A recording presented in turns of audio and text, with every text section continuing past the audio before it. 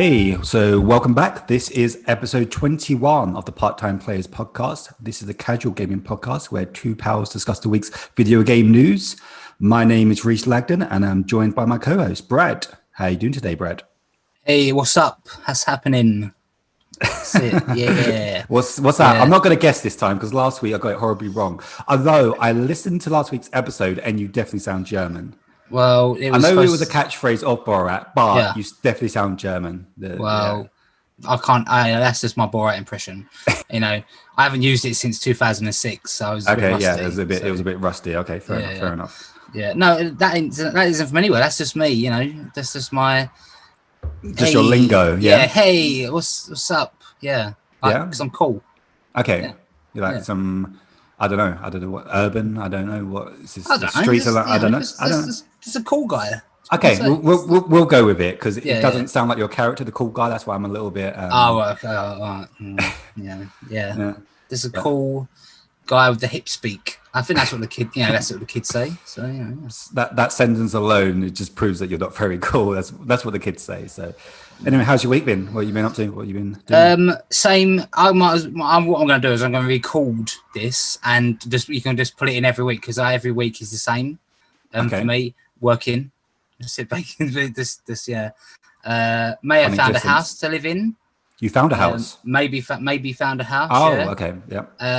So we can move to, but it won't be until like the 16th of December, which is kind of a little bit inconvenient because it's right on top of Christmas. But yep.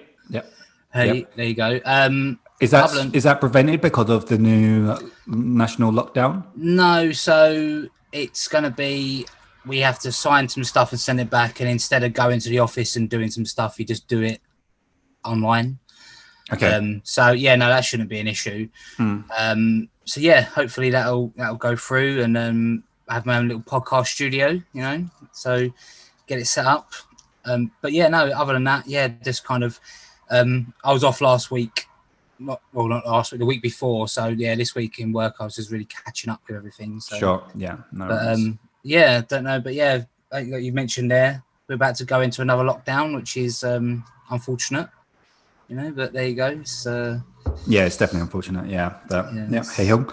But I would definitely be a little bit envious when you have your new little studio set up, just because it's quite uncomfortable. Like my setup, for obviously all the audio listeners, because we don't do video, but I'm like on my basic breakfast table and I sit on a bench, which is quite uncomfortable, and I kind of wish I had like a desk chair and a chair and something a little bit more comfortable, and I'd quite happily work from home if I had that kind of setup. Might bring that, feel like you take more of my stuff from work and just bring it home. Chair. Like I said, the only thing I didn't bring from work was a desk, so if we do come down over the Christmas period, you'll be able to come and check out the podcast studio.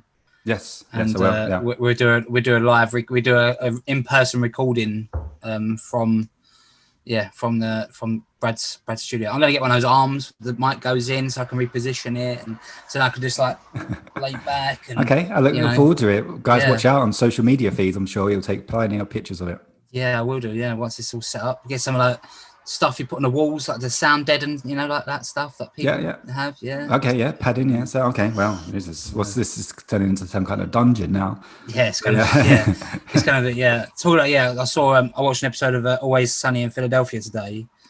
Series 13, and like when they accidentally trips Dennis's like bedroom, and he's like a dungeon, like a sex dungeon. Okay, she can't get out. Yeah. This is a funny program. That is funny program. I know off topic, but I watched the funniest episode I've seen so far was definitely the one where they moved to the suburbs. Mac and Dennis. That was just I just crying with laughter. It's so funny. It is a funny episode. That's funny. I like the ones where they're on the plane as well. The plane ones. I watched one of them today as well. The women's special. Oh, the women's version. No, the first version I think is the first one. Where they've like the beer competition of how many beers they can. It's just I don't know. It's brilliant. It's a great show. I learned today. I learned today that Charlie Day is actually married to the waitress in real life, and they've got a kid. I know that. And obviously Dee and Mac are married as well. Yeah, it's crazy. Although I feel like it's a little bit because you can tell like they've like made it in Hollywood now, and they look like Hollywood stars in like the latest seasons. Yeah, They don't look like these struggling alcoholic like own this shitty bar in Philadelphia. Do you know what I mean? They kind of it kind of takes the immersion out of like they're not. Do you know what I mean? Because they just do that. Well, anyway, let's go back on to video games since this is a video game podcast. So yeah, we've got a long list of news again this week. Thankfully, we've kind of been so lucky this year with the amount of delays and all the news that we're getting from obviously the next gen stuff. So shall I kick it off? So the first news story that we got is about Destruction All-Stars, which is, I guess, bittersweet. I'm sure there's someone out there that is disappointed, but I think it's very good news, especially for them. I'll just read from the blog post a quick statement. So we wanted to share a quick update on our plans for Destruction All-Stars. We decided to move the game's release from November 2020 to February 2021, where it will be included for 2 months in PlayStation Plus at no additional cost. Like I said before, read that statement, I think that's brilliant news. Well, good news for them, because one, I'm sure they probably looked at the pre-order numbers and it was looking like no one was bothering to pre-order this. And a little bit like we both kind of agreed a few weeks ago, it's kind of like this game shouldn't be £70. It should be a free-to-play game. Yeah. And then also coming in such a busy period with everything coming out this month. I was going to say next month, but we're in November now as we record. I think February is a great, and obviously part of PS Plus is going to get the Fall Guys and Rocket League treatment where probably loads of players, and I'll definitely play it now, and I'm sure you will as well. Yeah, I wouldn't have played it if I had to pay full price for it, but yeah, if it had been in PS Plus, yeah, I'll definitely give it a go. And I think, like you say, a lot more people will. It just kind of makes sense. I don't really know why they would put it up for a full price. Look how well, like you say, Rocket League and Fall Guys more recently done, and they was both come out onto the PlayStation Plus. So good move. And February, I don't mind waiting till Feb. So. Yeah, I don't think no one minds waiting. It's not that surprising, is it? Because I think when did we do the UI breakdown? Was it last week or the week before? I think it was the week before. Week before, yeah. And we kind of said it was like the most we've probably seen that game. It was that little snippet when they did the load screen and they did the screenshot. It's like we've not actually seen anything about this game at all. And it's kind of like was coming up to November now, and it's not surprising that it's been delayed. So maybe not just for, I don't know, marketing purpose and the success of the game, but also maybe they needed more development as well, because we've not seen much of it at all. So good move all round. Yeah, good move. I will take the next news story. So this is again another delay. So this is a week of delays. Yes. So Far Cry 6 has been delayed, and it's now launching between April 2021 and March 2022. So they just kind of said it'll be out in that point, at some point. Physical, yeah. So they've said that they've got announced on an Ubisoft financials call, and it's been delayed from its original release date, obviously, which was originally the 18th of February 2021. And they just kind of said they didn't give. I don't know, by the looks of it, it's this COVID-19. It's due to COVID-19 and the challenges that 2020 have, put up. So they've just given it a very broad window of release. So I kind of think they've done the same thing with Watchdogs Legion, didn't they? But then it kind of come out before, because they said that might not come out to 2021 originally, and obviously it's out now. So it might be the back end, maybe like the Q3 of 2021. But that's where we was going to have Ubisoft games every month for I don't know, 6 months, was it?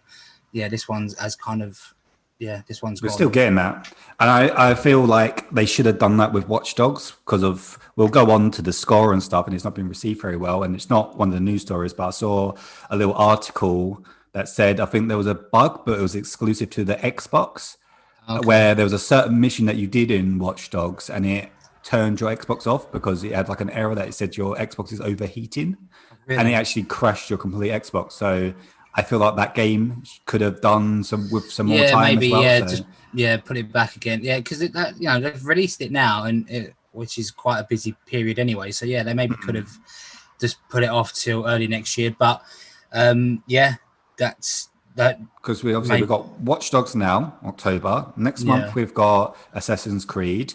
December we've got Immortals, Phoenix Rising. January we got Prince of Persia, and obviously we had Far Cry in February, but we also got that Republic, that motorbike game in February also. So there's still every game once until February. So they may be looking at their financial thinking, we've already got one game coming out in every single month. Let's keep Far Cry in our back. Maybe give it a bit more time.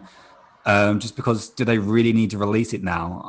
I feel like it's sensible for them to push it to the next financial year, maybe, and it could come out in May or something like that. May, June. Exactly. I wouldn't be surprised. So, or it could be a full year release, but I don't think that's the case. I feel like it'll come out in like May. If I was going to guess. And maybe they knew that they was releasing like a broken mess with Watchdogs, and I was like, maybe we can't do it again with Far Cry. So that would be wise. Let's push it back. But that's I was going to pick that up, so I'll just wait now until it comes, when it gets released. So certainly. I think it's a good move for them because they don't need to bring out a game each month. They're probably looking at their structure, thinking, let's just give this more time. Also, it's kind of like we've not seen any gameplay. All we've seen is concept pictures. Exactly, yeah. And it's a little bit, that's a little bit worrying. It's like, how far in development are you in this game? We're not seeing anything other than that, obviously, great cinematic trailer. But let's face it, how much do Far Cry games differ from each other, really? You know what I mean? It's but you would expect to see gameplay of some sort. There's been nothing. And it would have been, 4 months away. So it's a little bit odd for them not to show anything at all. So... Yeah, no, completely agree. Yeah. So there might be some development stuff as well, not just the financials. Mm-hmm. Okay, so the week of delays continue with story number 3, maybe the biggest one. Yep. Cyberpunk, which I believe they promise will not be delayed again. Yeah. I think they actually tweeted in quotes after it went gold, we will not delay this again, but here we are. So I'll read the little statement. So Cyberpunk 2077, get my words out, latest delayed to the 10th of December, was caused by issues with the game's current gen console builds. That's what CD Projekt Red have said. Extra optimization work still is necessary for the PS4 and Xbox One versions of Cyberpunk. Investors last night, and it's they've shifted back to basically the 10th of December. However, they have no plans at all to split the release. So, which is kind of interesting. And I'm kind of a little bit obviously gutted the fact that obviously we're in a bit of a maybe a privileged position that we've both got PS5s at launch. But I'm a little bit gutted that the PS5 version is fine, the PC version is fine. It's just the PS4 and Xbox One version that needs more optimizing, whatever that means. Maybe there's really buggy or whatever. And that's why everybody's been pushed back. It's a bit of a shame. And I saw a thing as well, like, I don't know how true it is or not, but I saw something online saying it might, might get pushed again. It's a possibility. It's gonna, get pushed back. It could get pushed back to 2021. So, here I was looking forward to playing that on the 19th of November, but we have to wait now to the 10th of December. But for the time being, we don't have to rush now to record the podcast early on a Friday morning now, though, because I don't think I'm going to be going away. So that's. Oh yeah, true. Yeah.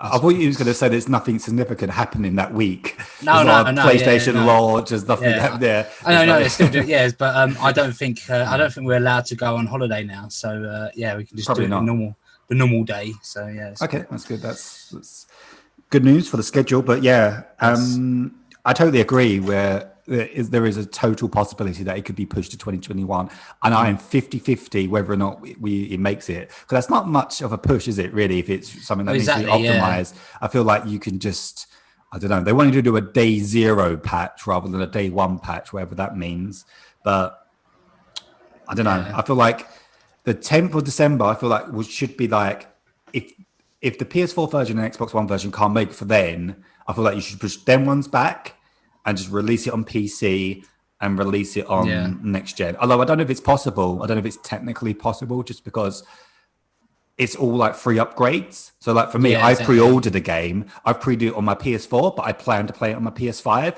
And obviously they're connected. You bought the PS4 version rather than the PS. There is no like PS5 version. There's no physical PS5 version. Yeah, so yeah, because of that, I don't know if you technically can split the release with the console. So PC's fine.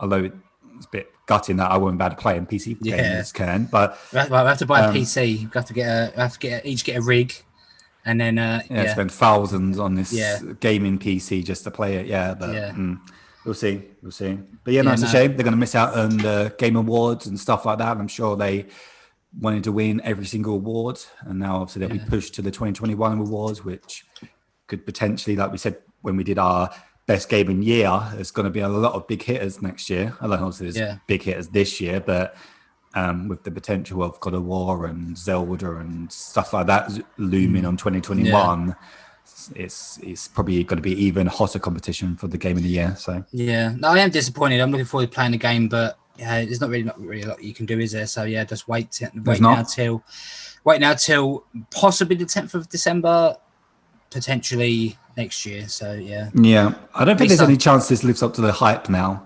Like we've had 4 release dates, it keeps being pushed back, and I'm thinking we're thinking this is going to be the 10 out of 10, maybe the game of the generation, and I'm starting to think, can it be now? Yeah, exactly. I don't know if it can. I saw a lot of that on Twitter as well. Yeah, people kind of like, oh, this is just. Some people obviously, saying I'd rather push back and release fix, and other people have just been like, this is like you say, the 4th time it's been delayed. That's kind of like losing a bit of interest in it now, and I don't think it can live up to the hype. But I'll go in. I'll go in open-minded and give it a go, and then we'll just see what it's like. Well, for no means, I think it's going to be bad, and it's definitely going to review well in terms of like critics. But the perception from like the audience and fans, I don't know if it's going to be as hot as what we thought. I know from personal experience, if I ever look forward to something so much and build it up, I am usually left disappointed. So I'm just going to go in just kind of level, and then just see what it's like, see how it goes. Sure. Cool. Okay, so the next bit of news we have, nothing major. It's the the main protagonist of Final Fantasy 16 released his name, and he's called Clive. So he sounds like someone from up your ends, up north. Sounds like someone who works in in a brewery or something called Clive, and he's just Is that a northern thing? I don't. I reckon, I reckon it's more of I reckon it's a northern name, Clive. Any Clives out there listening? You up north? Let us know. Right, cool. Yeah, they're definitely turned off now, but I'm not saying it's a bad thing. I'm just saying it's not. What I'm saying is it doesn't sound very Japanesey. For Final Fantasy. Yeah, no, it doesn't sound very Japanesey, but then Final Fantasy is not set in Japan. Well, actually, I can tell you where it's set. So this Final Fantasy 16 takes place in a land called Valishthea. I don't know if I'm saying that right. Yeah, some fantasy land, which also then makes the name seem even more stupid. Like it's in this like high fantasy world setting, and there's just a guy called Clive. It just doesn't. Clive, Do you know what I mean? It's like adding, I don't know, you're playing Star Wars or something like that, and then there's just a random character, Jedi, and he's like, "What's your name?" "My name's Clive." It doesn't fit with the world. It's got here as well. He's the firstborn son of Archduke of Rosaria. Clive is a shield who protects his younger brother Joshua, the dominant of the Phoenix. Okay, it's just letters to me. I don't really know what that's just words. Yeah, but it's set. Set in I can't pronounce where it's set again, but it's apparently studded with colossal mountains of glittering crystals called Mother Crystals. Ooh. Yeah, that's probably why I don't play Final Fantasy games. This just seems a bit, too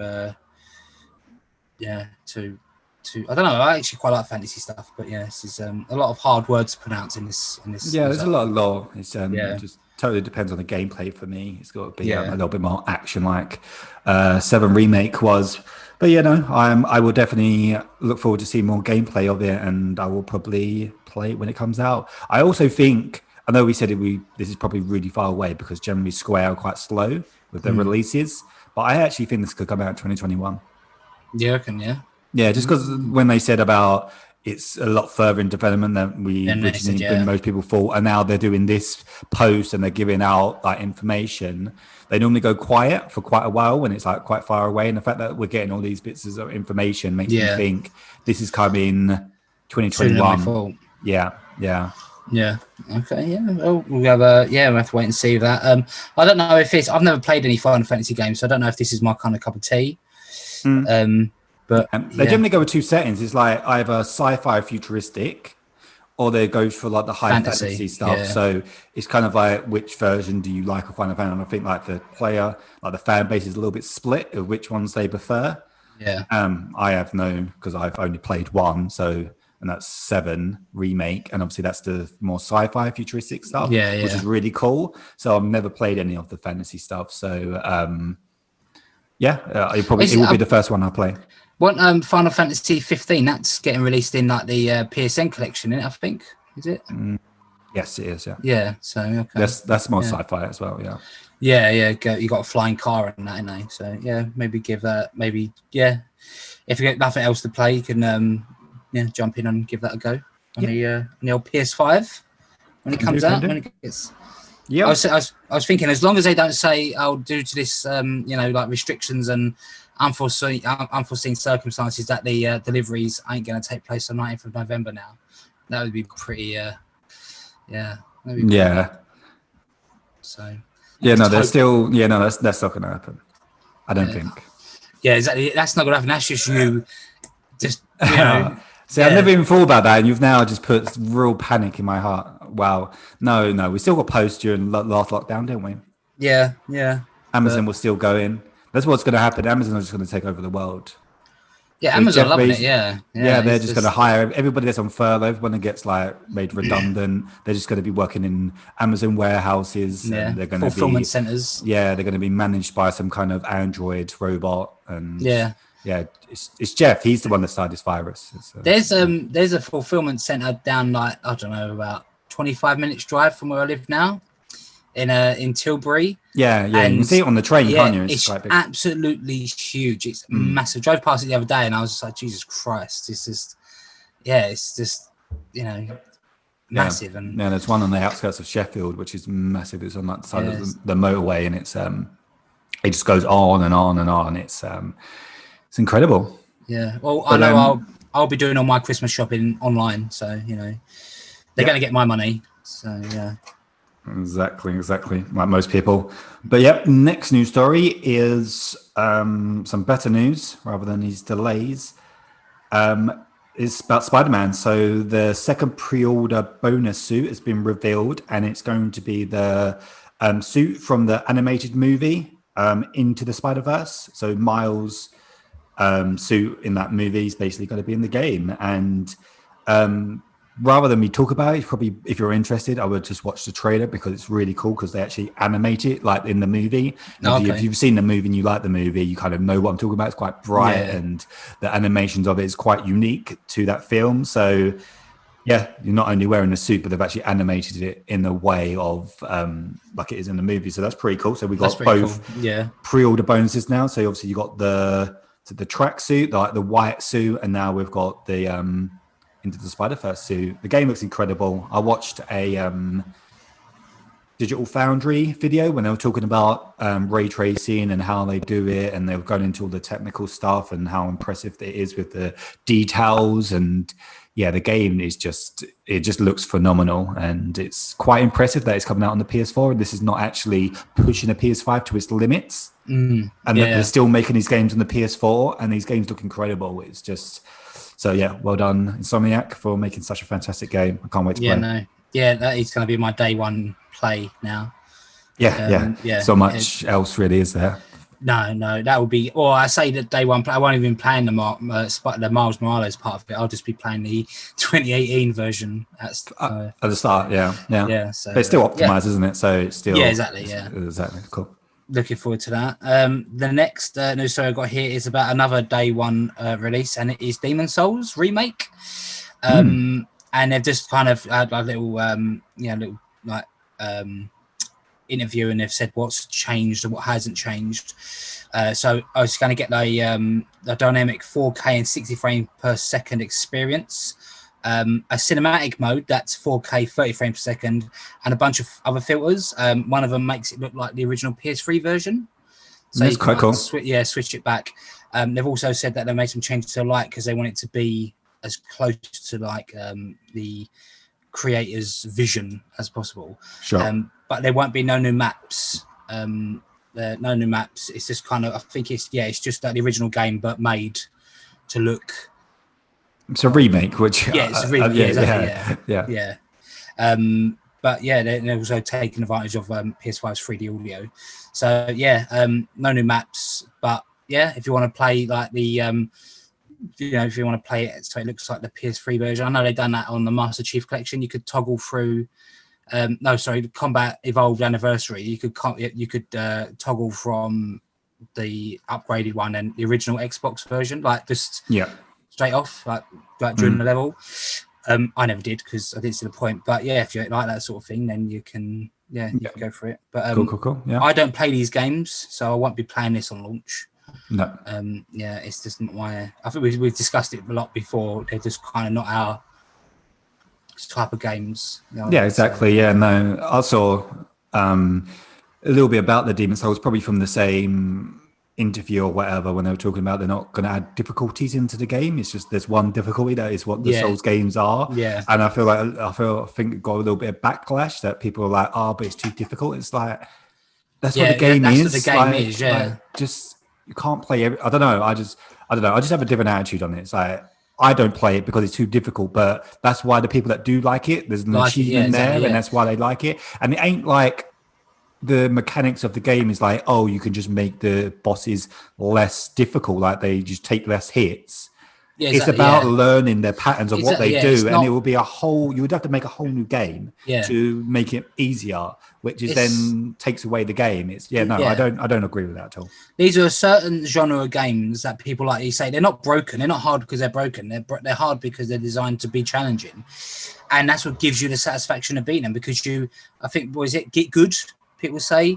You know, if you can't do something, get good. The more you play, the more better you become, and then you do it. I was really crap at playing Hollow Knight, and I was still crap at playing Hollow Knight, but I got a little bit better. You know what I mean? The more you play, the better you get. It's just and I just we're called the part-time players for a reason, because we try and fit our gaming in around our life and our social lives and work life and whatnot. And a game like this where you just have to put in so much time to get a little further on and all that just doesn't seem fun to me.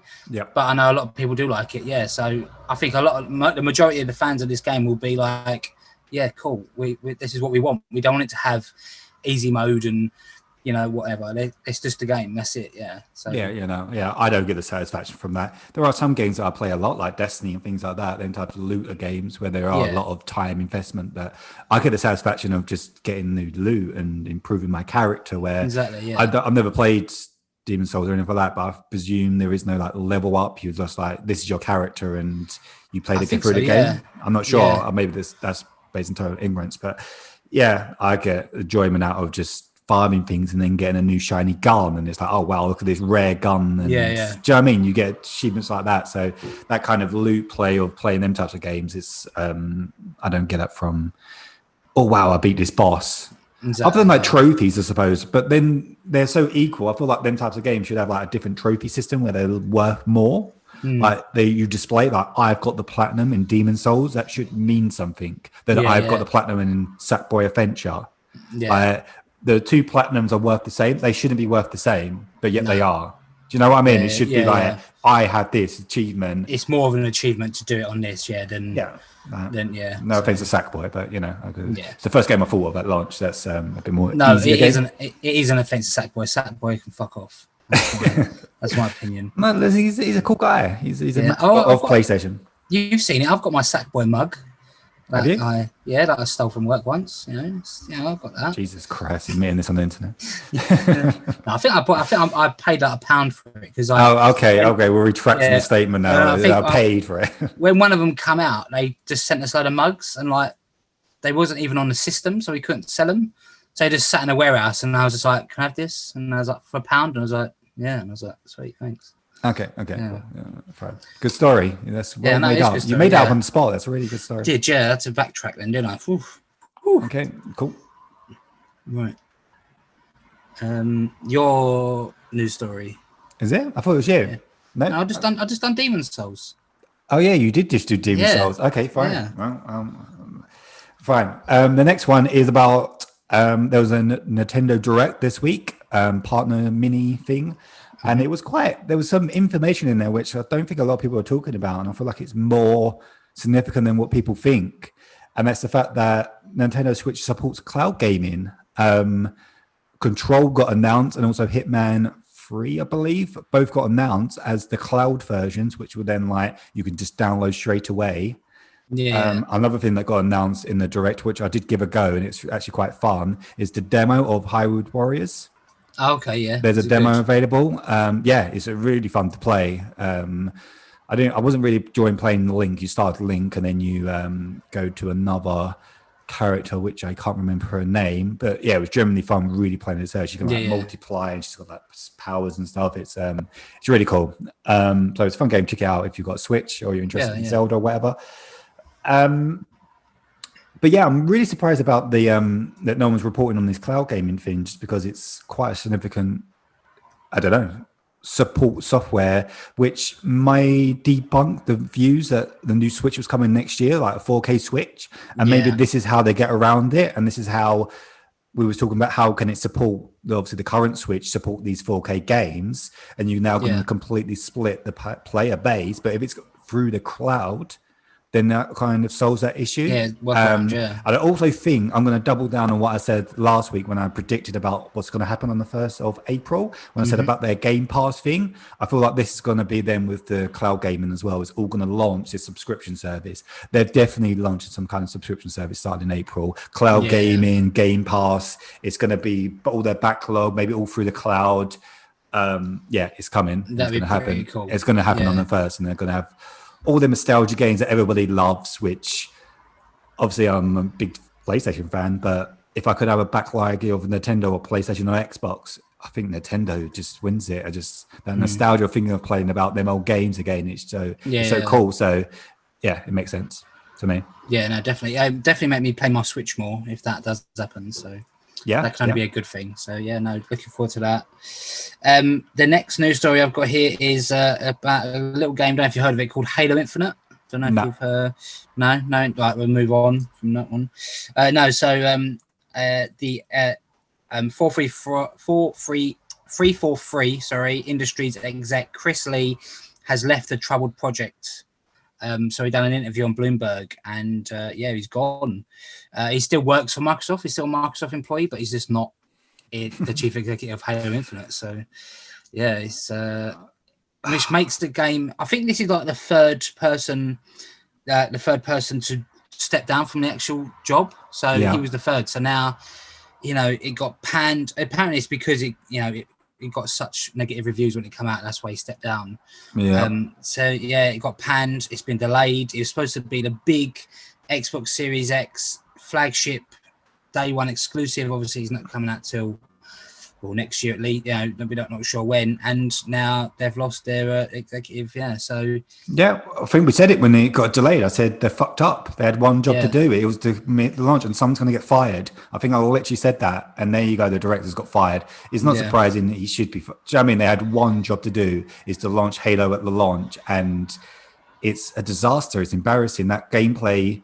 If he greenlit that gameplay trailer with the Craig monster thing, and then you look at like Spider-Man and Demon Souls. I know, okay, you can call me a Sony pony, but without even being biased, I think it's just anybody that's on the fence with like both. You can see the difference in the quality of the games. It's just the first party of Sony and the first party of Microsoft. It's night and day. It's not even close. It makes you worry. Yeah, it does make you worry a bit when's it coming out? What's it going to be like? Apparently, there's in recent weeks there's a lot of stuff coming out of like microtransactions in the game as well, which have pissed a lot of people off. And that's not going to be true. That's not going to be true at all. Yeah. So just have to wait. I'm still going to play it. I'm excited to play a new Halo, even though I haven't played Halo 5. This kind of looks what I saw of it, and that on the lackluster launch thing, it kind of looks more like an original Halo. It was very reminiscent of like Halo 1, so I'm looking forward to playing it. I'll give it a go, but just when it gets released, it's just again up in the air. So bad news for Halo. It's unfortunate. It's unfortunate the Halo franchise has been given to that studio. I feel like they need to heavily try and pull some talent from some other big studios, because the studio is just not the par. They seem like they're just not capable of doing AAA games. They've definitely taken a dip since 343 took over. It's a shame because it's such a loved game and franchise, and iconic as well. Really, like you talk about Xbox, you associate Xbox with Master Chief. You do, yeah. That's it. Yeah, they haven't got much else, have they? No, and as I said, I used to be a massive Halo fan. So it is bad. It is horrible to see it kind of floundering under this studio, but you never know. They might smash it out of the park when they do release it. I feel that I'm not hopeful that this game is gonna. I feel like it's going to be okay because they've delayed it so it can be okay. But I don't think this is going to even. When we talk about the 2021 Game of the Year, and we're talking about Cyberpunk, God of War, if it makes it Horizon, potentially Zelda, and plenty of other games, I don't think Halo will even be in the conversation. Yeah, no one will even mention it in them same games. I feel like it's just going to be like an 8, a 7, maybe. Do you know what I mean? It's just a good game. It's fine, which is not good enough. It needs to be. It needs to be like a masterpiece. It's their temple main things. Like you said, you think of Xbox, you think of Master Chief, and a bit like with PlayStation, it's like you can't have a Naughty Dog game released and it's not a 10. Yeah, you expect Naughty Dog to release 10s, and now you expect the same from God of War. If God of War 2 is not 10. Do you know what I mean? That's the pressure they're under, and I guess Somniac's under the same pressure, and Horizon is under that, like Guerrilla, with Horizon. Do you know what I mean? These games have got to be 9s and 10s because the bar of Sony first party is so high, and then it makes like games that are okay, like Days Gone, look really poor and even like Death Stranding, it's kind of like they're good games, but when you're comparing it to these temple games, it's just kind of like, and then is Halo even going to be as good as Days Gone? Yeah. Hopefully it'll be better than Days Gone. So it's just we'll see. I doubt it. We'll see. Going back onto the delays, so EA Sports games have been delayed till the 4th of December. So that's the next gen versions of the game. So obviously the PS4 version of FIFA and Madden and all that are already out, but the PS5, Xbox Series X versions have been delayed until December now, rather than coming on launch day. They're still not even giving you any details whatsoever what these upgrades are, if there's improved frame rates or resolution. I imagine there will be. There's no mention of it at all. Then they spoke about anything, and now they've been delayed. So the only thing they spoke about is that they're not going to let you transfer your saves if you're on PlayStation, which I think because they didn't have time to develop it or something. And it's just like, come on, EA. Are they free? Did you say they was free, or are they free or not? Upgrades are free, yeah. Free, yeah. Okay, cool. They weren't going to be, but then they got backlash about the Madden thing, so they pushed it till. I think they pushed it to like next summer, and then they decided to just completely scrap that and said, "Yeah, no, it's a free upgrade." Because I think obviously EA gets a lot of hate wherever they do, although everybody else does it. But if EA does it, then they're the evil corporate company. So. They do get a lot of stick whenever they do anything that is not pro-consumer. So, yeah, we'll see. It's just, I don't know, it's just a bit pathetic, I think, really, from a lot of these studios. And I would like to say, like, well done to Ubisoft, because Ubisoft, in terms of like one of the third-party studios or the publishers, that are bringing out PS4 games and PS5 games or free upgrades. Obviously, they've done Watchdogs. Obviously, I'm saying well done. Assassin's Creed may be delayed, and this may seem like really bad, but we're so close to it now. I very doubt it. yeah, with the full upgrade on the next gen coming at launch, it's well done to them for actually seemingly being the only ones that I've seen. Maybe COD, Activision as well. They haven't pushed it yet. So, and obviously Sony as well, who are doing upgrades. So, well done to these people. Yeah. No, great. I don't buy any of the EA Sports games. So this is and I know you've got FIFA. You got FIFA 21, didn't you? So does it annoy you about your having to wait? Is it? No, not really, because I bought FIFA and I'm very casual at playing it. And during that period of time, on the 19th of November, when I get my PlayStation 5, I am not playing FIFA. I am not putting it on. I am playing Spider-Man. It would have been Cyberpunk, and I'm playing Destiny. They are my games I'm going to be playing at launch, and I won't be playing FIFA at all. I won't touch it. So it won't affect me, because I probably wouldn't have picked it up until maybe December or whatever, just to see what it looked like. And it would have been literally just to see how much better it looks, or see how it plays with the controller, because I believe they are introducing things with like the haptic triggers that we've got on the PlayStation. Maybe there's going to be a bit of pressure when you like tackle or you shoot, and you're going to feel it. So I would have just played it just literally just to get the next gen experience. So that's it. Okay, yeah, cool. Right, next up we've got a so I don't know if you remember it kind of got released onto Steam in January, and it's called Temtem, and it's kind of like a Pokemon MMO that is getting an exclusive release, a console debut on PlayStation, and that is going to happen on the 8th of December. So so it's coming to PlayStation 5 on 8th of December as an early access game. And it's going to be like obviously the first console it's on. Then they are going to release it on other consoles, PS4, PS5, Switch, Xbox One, Xbox Series X and S, and so obviously on PC. But it's just going to get an early access on PlayStation 5. And if are you excited for this? No, I wasn't really excited for it when I saw it first off. Oh, really? I'm a little bit shocked by that. Yeah. Because this is literally the Pokemon RPG that you say you want from Pokemon. This is it. But it's just not official Pokemon. It's literally everything. Like they do everything. Like it's literally it's basically a rip of a Pokemon. It's the full RPG Pokemon that you want. It's supposed to be really good as well. I'm a little, I'm Pokemon company's bitch, right? I want my official Gen 1, Gen 2 Pokemon. That's what they even like Gen 3, and after Gen 2 it's kind of like, nah, I don't want that. So it's gonna be $31.99 and $49.99 for the standard, and then obviously the $49.99 for the deluxe. It's going to be, so it says here Temtem will cost $31.99 and $44.99 for the standard and deluxe editions respectively, come its early access launch PS5, with those prices increasing with every major update until its version 1 release. Those that pre-order will get an exclusive in-game title and PSN avatars. So they're gonna, every time they do like an update on it, they're just gonna increase the price. So if you do, this is the kind of game that you sound like up your alley, then buy it early, because otherwise you're going to end up paying more and more for it. So but it's got 4 islands.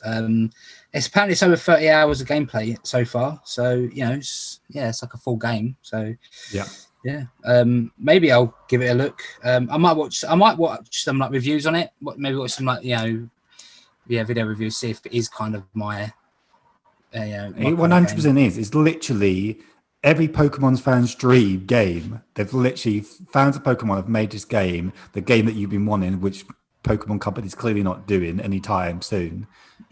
It's literally, it's from far as I know about the game, it's literally, if you like Pokemon, you will love this, because it's literally your fantasy.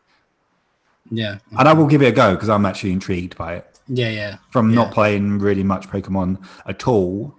But I would have been interested if Pokemon, like what the promise of or the rumors were, which we all wanted from Sword and Shield, which didn't turn out to be, was going to be this new reinvented RPG Pokemon game. I would have jumped into that, definitely.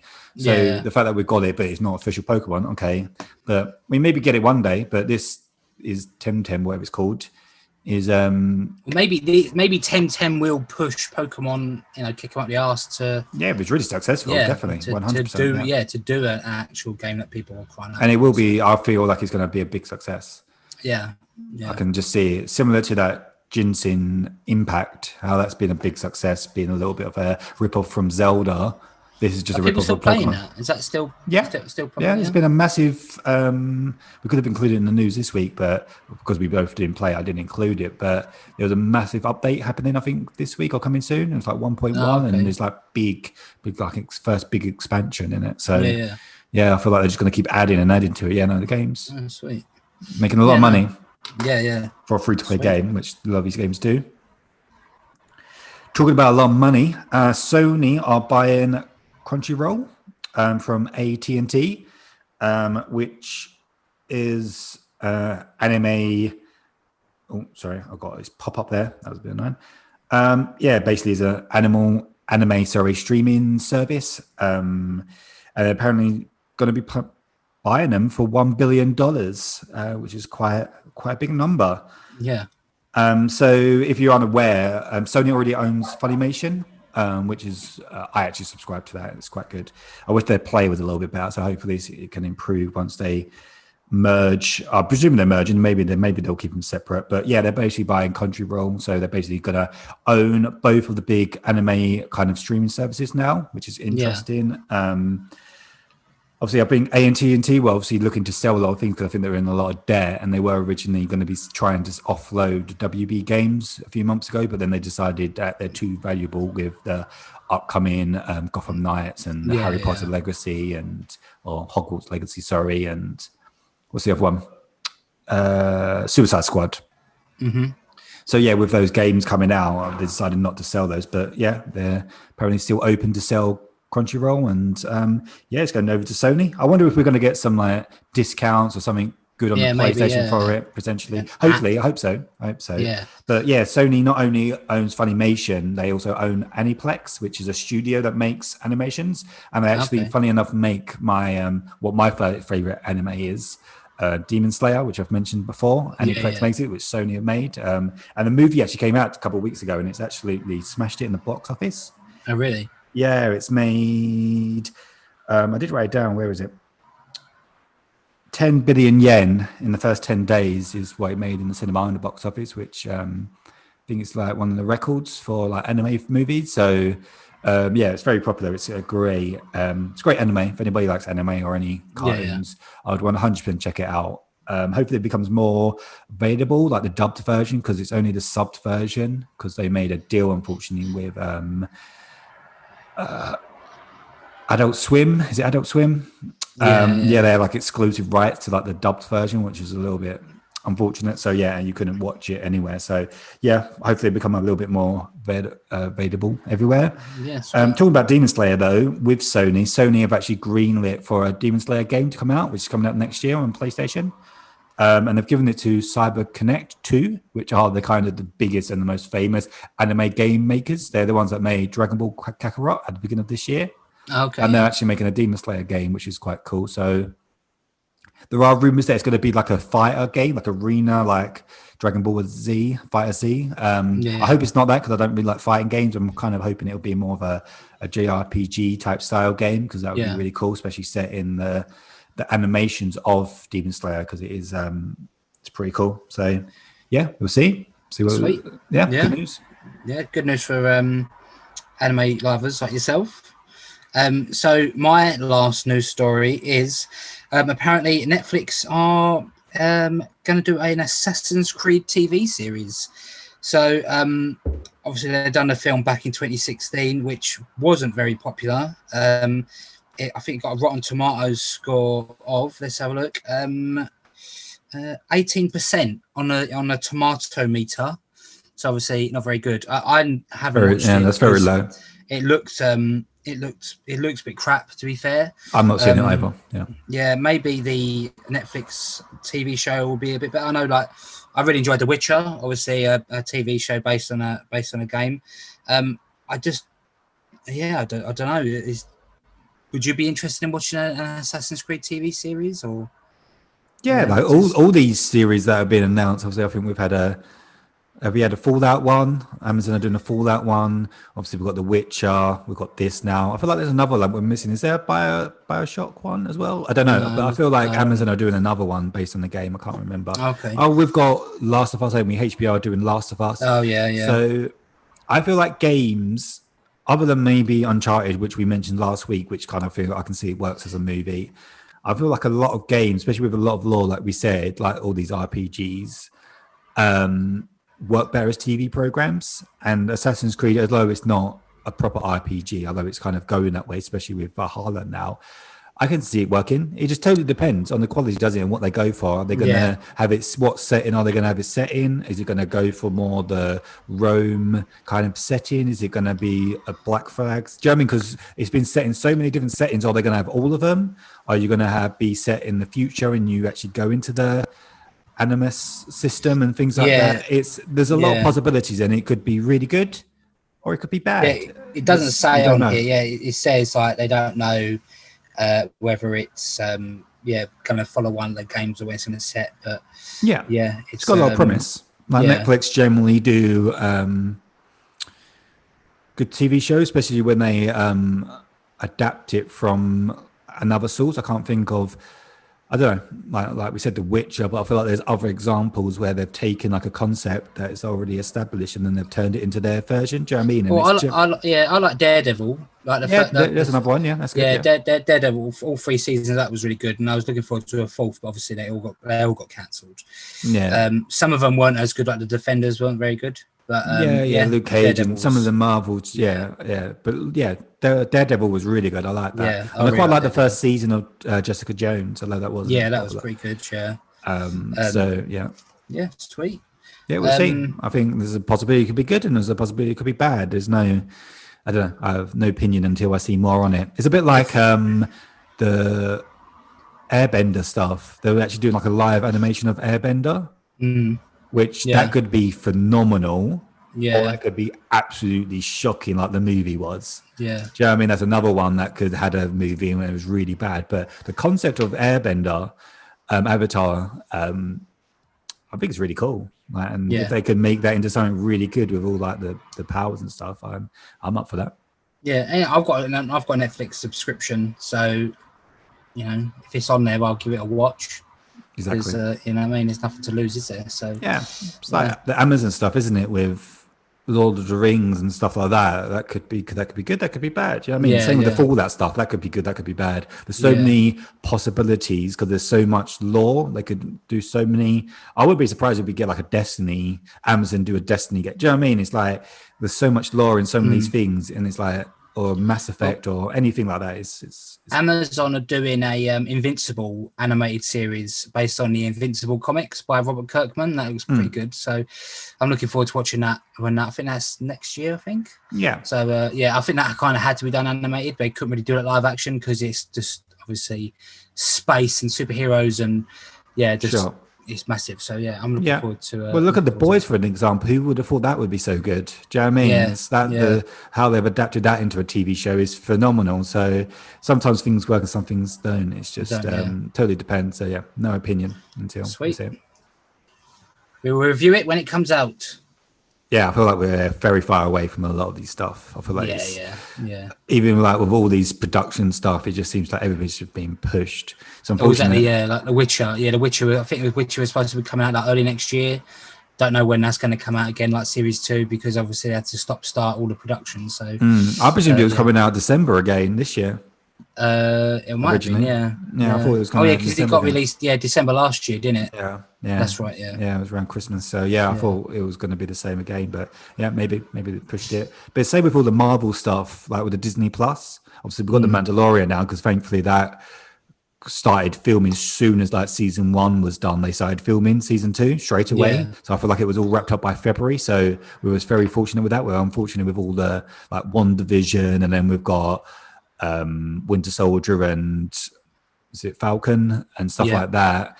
And I feel like there's a couple others that I can't remember, but all the Marvel TV shows are phenomenal. They're obviously all been pushed. So and the way they film Mandalorian as well, they use it's not like green screen. It's like something like green screen, but it's not. And they kind of like don't have to There's not a lot of odd like live locations. I don't think they use. I think it's a lot of it is. What are you talking about? They go to Tatooine. No, Reese, it's not real. What? It's not. Yeah, so but you know what I mean. Like when they done the original Star Wars, they actually went to Tunisia and filmed there and all that. They don't know how to do that no more. They just kind of build a little hut set and then put it on like this projection screen at the back, and then don't get me wrong, it looks good. Like you wouldn't think it looks really good. So yep. Tatooine, eh? Is there any other planets in the solar system? It just seems to be going back to that. It always starts at Tatooine, doesn't it? Tatooine's an iconic planet. It's an iconic planet from the Star Wars galaxy. So I know, but it seems like the start of every Star Wars thing always starts at Tatooine. You know, Episode 1, A New Hope. Yeah, they always seem to start. I suppose Force Awakens didn't? We had another sandy planet. Yeah. Jakar, was it called Jakar? Jakar. No, I don't think it was called Jakar. I can't remember what it's called. Jakku? I can't remember. Anyway, it's something like that. But yeah, it was. It has to be some kind of hot planet that Star Wars starts in. So yeah. Taking soup. Anyway, my last story is about Watchdogs Legion and kind of a little follow up from our little bet and our predictions on Metacritic. So last week, obviously, I said I was on the fence, and it depends whether or not it's good or not. Whether or not I buy the game. Yeah. Unfortunately, the game actually was even lower than my kind of lowest expectations in terms of how it's reviewed and been received. So I can confirm I haven't bought it. And the Metacritic score, as we're loading, is sitting at 73. We kind of predicted, I predicted it would be 79 and Brad predicted it's 82. Although we kind of said it would be fair to wait a week before we actually get the final score because things can change. But I feel like it's quite safe that it's not going to go above 81 or above at this stage. So it's most likely that I've won this round. So I believe the score is now 4-2 to me. But whatever. Yeah, it's kind of becoming a little bit of a whitewash at this stage. So I feel like Brad kind of needs to win the next one, which is Assassin's Creed. So yeah, it's a shame about the game. I wanted it to be good.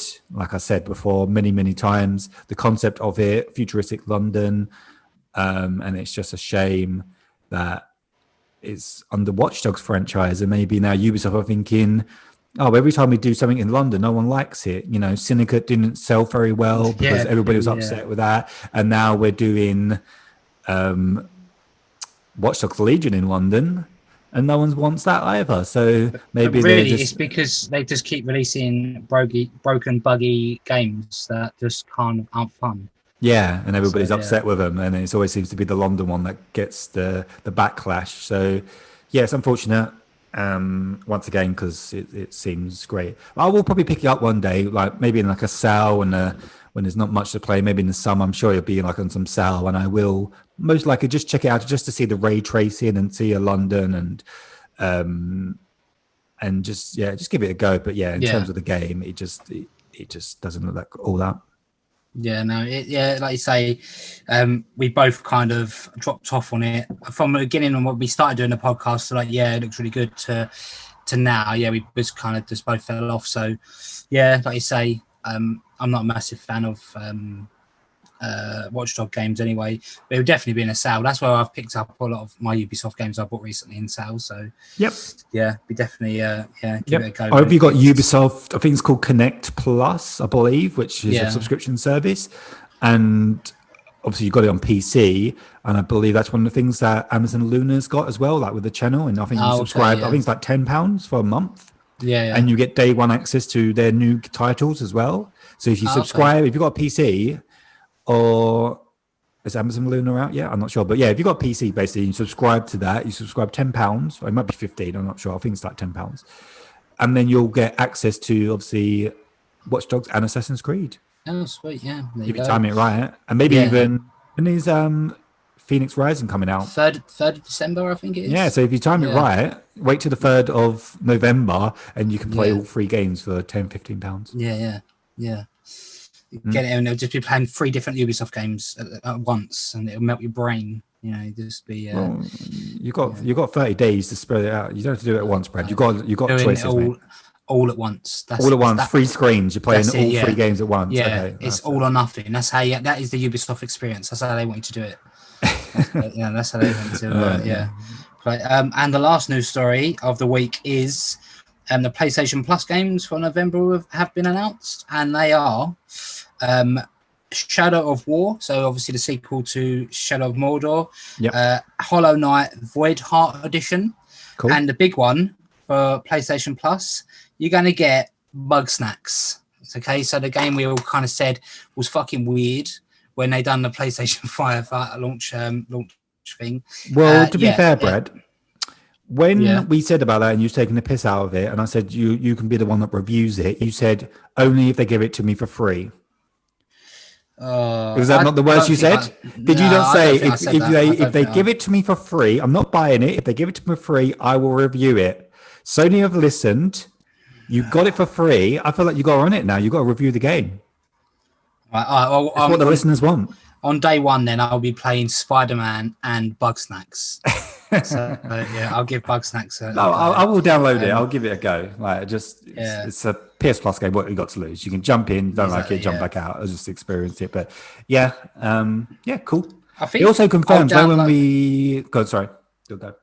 Like I was going to say, I'll definitely download Shadow of War, even though it kind of got crucified when it came out because of all the microtransactions and pay to win and everything else. And I don't think it is as good as the first one, because the first one is a brilliant game. You know, I really like that. Platinumed it. I will download this one. The second? You what? Sorry, you never played Shadow of War? I've not played Shadow of War. No. Oh wow. Okay. That's I said I played. Yeah, Shadow of Mordor. I loved. Platinumed it. This one I was going to get because I was excited for it, but I saw so many bad reviews for it and all this shit. I was like, you know what, I'm not going to bother. So I'll definitely download this one. And I talked about Hollow Knight before. I've got Hollow Knight on the Switch. Very hard. If I picked it up now, I would have completely forgot all the controls and I'd be terrible at it. But it's a really good game. It's a really enjoyable. It's very good. It's especially very good, on the Switch as well. Just kind of, I was playing it on a plane last year. It's just, brilliant game. So it is a great. I probably won't give it a go on my PlayStation, but I'll certainly add it to my library. Yeah, 2 potentially 3 good games this month. So no, they are 3 good games. Shadow of War, I will definitely download because I think when I got it, I did get it on disc.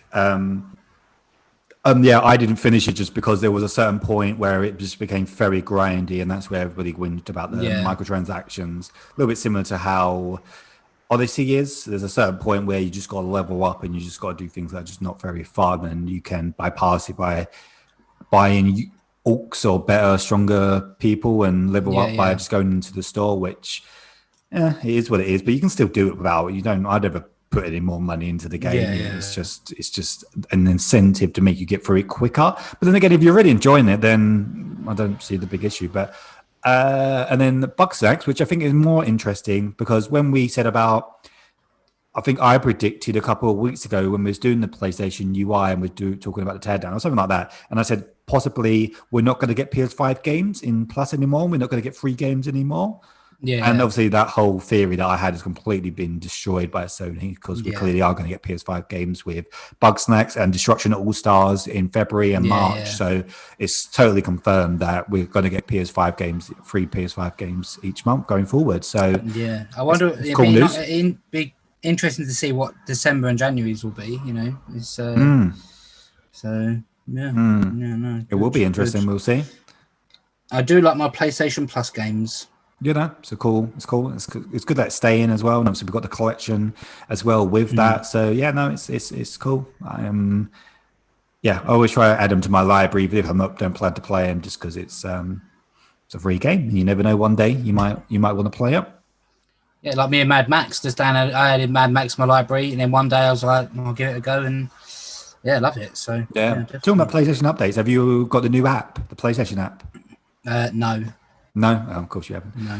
It's so cool. It's literally, they've upgraded the app to ready for the PS5, and it's just all synced into one. So you got party chats are all in there, and your stores all in one, and it works fantastic. And you go into the first UI, and you can see all like your trophy percentages with each game.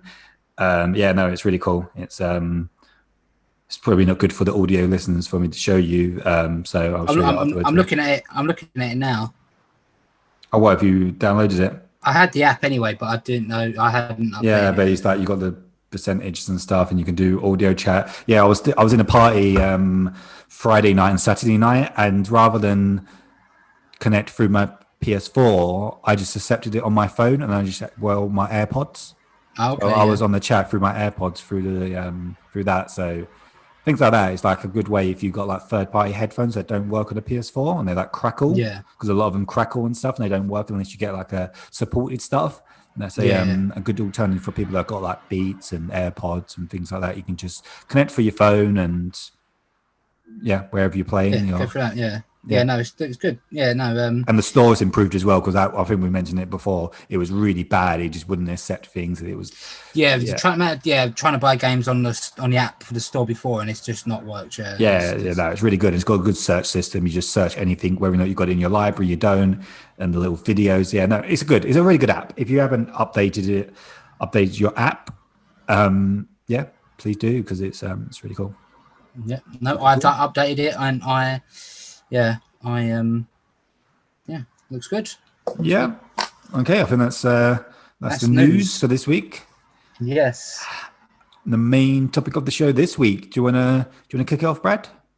So this week is a spooky main topic, because it was Halloween yesterday when we were recording. Yeah. But it's the scariest time of the year. Even though it didn't really feel like Halloween yesterday, just kind of kept forgetting it was supposed to be Halloween. Just kind of. Yeah, it felt more like. Go on. Yeah, we don't. It's not as big over in the UK as it is in like America and that. But it just kind of felt like a normal Saturday night, really. Yeah, but so we thought we'd do we'd talk about the some of the scarier games we've played. We haven't, it turns out, played that many, because neither of us kind of really like horror games, but we've both got a couple that we can talk about and go into. So I'll kick it off if you want me to, with my first, not ranked or anything, but with the first scary game I've played recently, and that is Alien Isolation. I don't know if you've played it. Have you played Alien Isolation? No, you spoke about it before, didn't you? Yeah. So it kind of like, obviously after the mess that Colonial Marines was, they brought out another Alien game, but it was literally just you and a few other like characters, and there's just one xenomorph, and you're on like a mining ship, or I think you're like a mining station, so you haven't got any weapons or anything to kill it, so you just have to like hide from it. Like you've got like the little sensor thing there from the Aliens of the movie, like so you can see where it is, and it is really atmospheric, like terrifying. The first time you see it, like you're hiding under a desk and it looks like crawls out of the vent, and when you're hiding in a locker, you can press back on the D-pad on the analog stick and like hold your breath as it comes right up to it. And when it does get you, like you just don't know.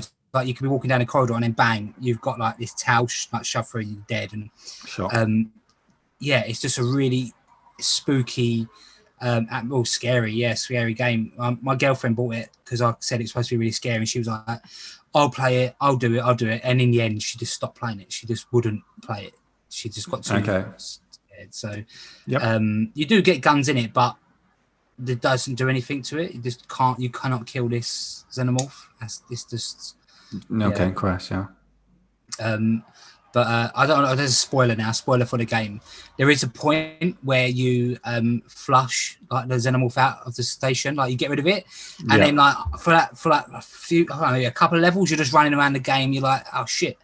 The worst thing there is now, these Android things, you can take them out. There's no xenomorphs. You're running around, you're making a lot of noise, and you're loving it. And then you discover there's like a xenomorph nest on the ship where you are now. Oh, Jesus and then Christ. there's obviously a lot more. So that kicks it up a bit. But yeah, brilliant game.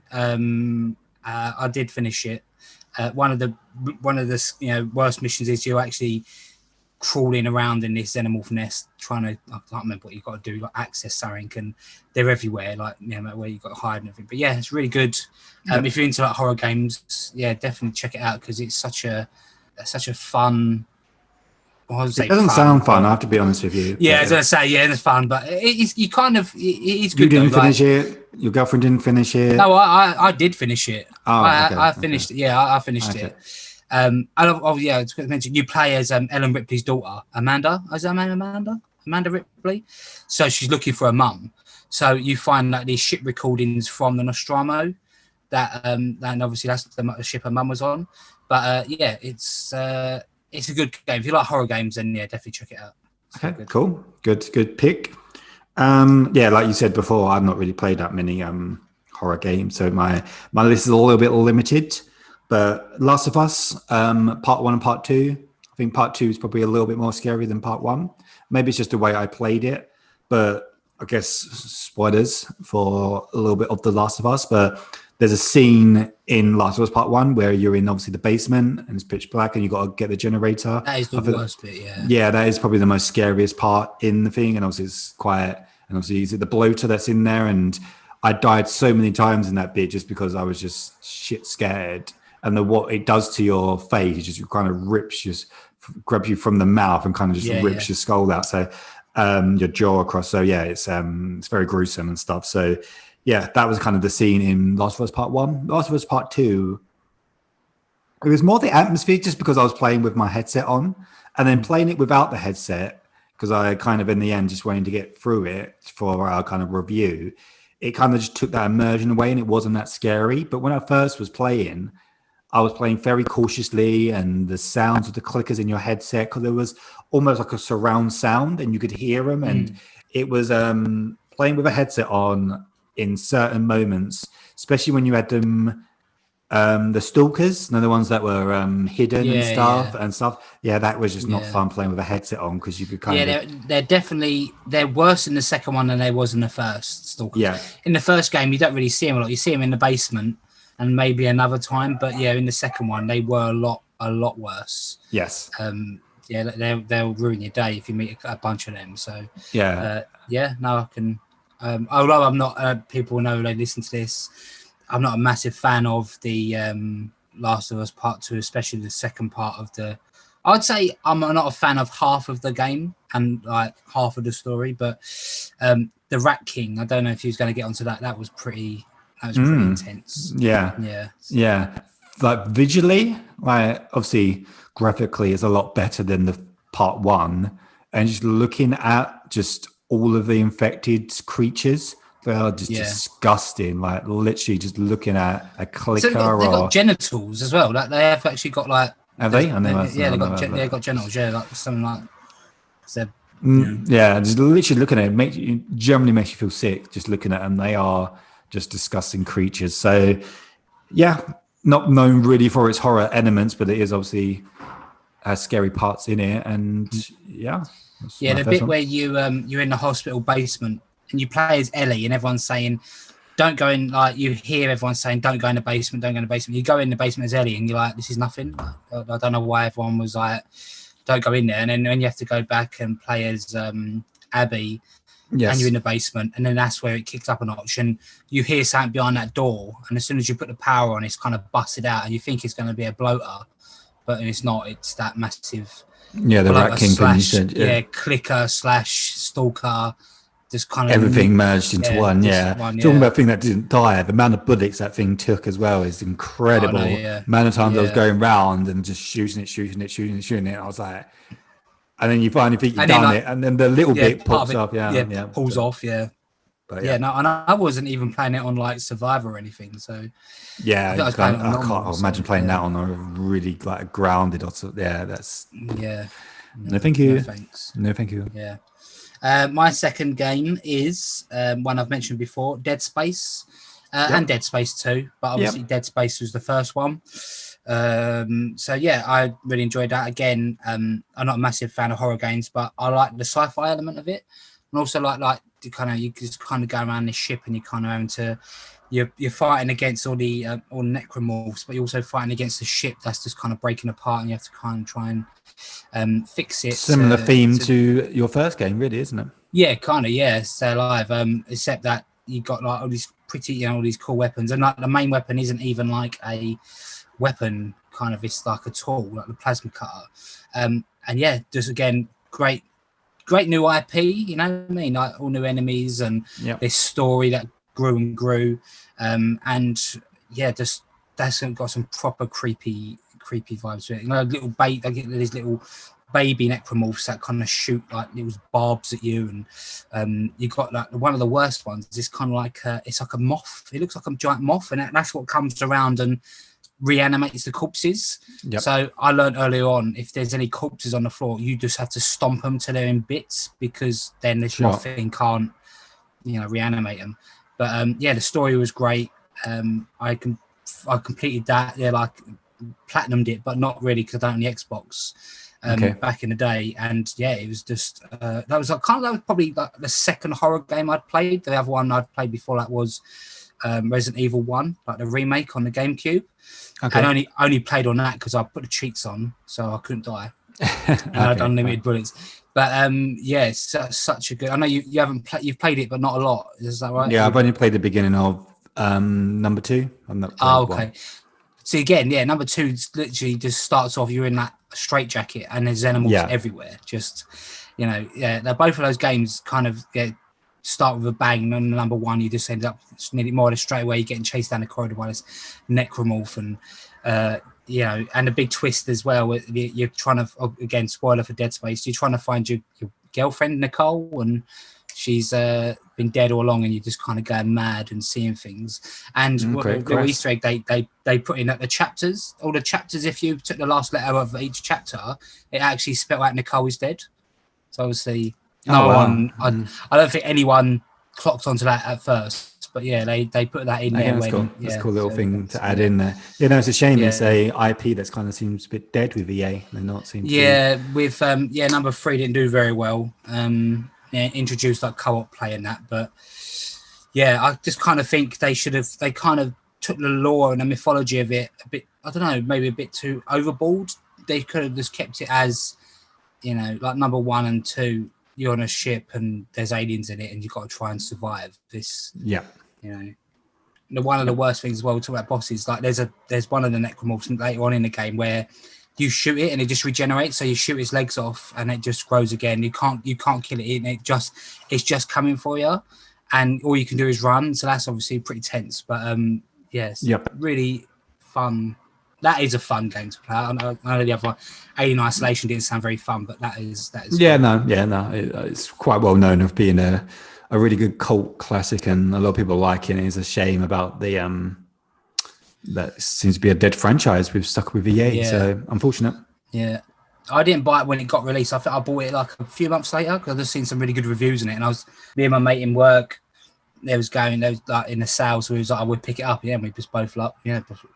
Really good. Yeah. It's a bit like there's obviously a lot of IPs, you can name a lot of things, but a bit like the Konami stuff with like Metal Gear and Silent Hill, were just kind of just stuck IP with a publisher and nothing's happening with them, and it's a shame because they're Silent Hill obviously themed of horror and stuff, and same as it's quite good that Capcom have brought back Resident Evil, because that was kind of dead for a while with all their remakes and stuff like that, how they reinvented that. But that's really cool. It's really good. And the VR Resident Evil is probably up there, one of the scariest things you can do. Yeah. So I won't be playing that. No, it's just there is I don't know if it's a glitch or a bug. At certain points in the Dead Space 1, you're kind of walking along corridors and there's tentacle just grab you. And if you don't get out of it, if you don't shoot it enough times to get out of his grip, it like pulls you through like a small grate and that, and you die. And obviously, so my mate was playing it, and he got to a point where he had like no ammo, and his tentacle grabbed him, and he couldn't get away from it because he didn't have enough ammo to shoot it to let him go. Yeah. So he just had to like restart his game from like, I don't know, like a couple of hours before, and it's kind of like that. That was that's a flaw in the system, but it's pretty good. I really enjoyed Dead Space. So if you ever do feel the need to play it, you should give it a go. Yeah, sure. Cool. Yeah, my next one is Until Dawn. Talking about Until Dawn, I was going to talk about the main game, but I just thought of it just because I mentioned VR. There was like a VR version where you're almost like, it's like you have like a gun and you're on a cart. And like things were coming towards you. It was like, I don't know, it was like clowns and fucking pig heads and creepy witch. it was I played it on VR because I think that was a demo or something. And that was genuinely terrifying. It was quite a scary thing. It's one of the more scary things. Obviously, it's in VR, but it's part of the theme. But go on. sorry to interrupt. Sorry, I just remembered. It was random, but wasn't VR. But there was like an on-rail shooter type game full of Wii for Dead Space. They bought out, and you had to use like the Wii attachment. I used to get those different attachments for your Wii controllers. Like so, you had, like a gun one. You had to use that to like shoot the xenomorphs. I just thought that was weird. Like the Wii, a family-friendly console, and you've got, this Dead Space game. But also had that weird game on there called Mad World. It was black and white, and it was just very violent. So they had a couple of outliers on that, didn't they? So sorry, I'll let you get back to your. That's all right, mate. You finished? Yeah, I'm done interrupting people. Yeah. Right. Cool. Finish my rant. Until Dawn, which is a really good game. It's just more of a storytelling game. It's about teenagers in this haunted kind of house, and you kind of investigating. Obviously, spooky things that happen. It's all about the story because I don't really want to spoil it if anybody wants to play it. But it's it's just like a playing out a film. It's just one of those types of games. If you like them David Cage type games like Detroit or Beyond Two Souls or Heavy Rain, and Supermassive make those type of games. So it's a really good storytelling, and it's creepy and spooky things that happen in this mansion. So I haven't played it, but I did watch. I listened to another gaming podcast called Filthy Casuals. It's a really good podcast and really funny as well. I know, I like. I wish you plugged our podcast as much as you plugged their podcast. Well, they're better than us, so Chris. Right. No, so they done a let's play on their YouTube channel of Until Dawn, and that's how I haven't played it, but I watched that. So obviously, it's but it looks really looks quite spooky in this spooky episode. So people should either watch it. I prefer. I got more enjoyment, I think, out of watching Let's Play than I would have been playing it. That type of game you can just watch it. Yeah. Although there's choices to make, and obviously you're part of it. So and then it was funny to see at the end. Oh, no, I won't say, but watch a Let's Play or give it a go. And as I say, my brother's played it. He really enjoyed it, but I was too much of a wimp. I couldn't do it. I was too scared. I was too scared to play it. I think it was on PS Plus, so if you are one of those people like me, I've got it in my library. I have got it in my library. So if you do have it in your library and you have got it, there's a possibility that you do. Give it a download and give it a play. So definitely. Okay, and then I think that's it. That's how weird. That just shows another one I was going to mention. I've never finished it because it was too much. And that was Dying Light, which is another one from this gen, which was quite popular. You had the parkour elements, and then you had all the zombies and stuff, and it's quite a good game. It's quite interesting how you got the day and night system, and how at night those super zombie come out. They're like so overpowered, and you're so weak, and it is fucking terrifying. Because it is so dark because of the first person perspective as well. I have played that, and I should try and do all the missions in the day, and then obviously there is some missions where you're like, no, you got to go out at night, and you're like, shit, and you're trying to get to the safe houses where the UV lights are. And that was terrifying. I think I got halfway through the game. There's a point where you go to a different part of the city. And I got to the second part, and then I just kind of stopped playing it. So I think Fallout 4 came out, and then that's why I stopped. So I was like, of course, that's it. But good honourable mention. Resident Evil, obviously, as well.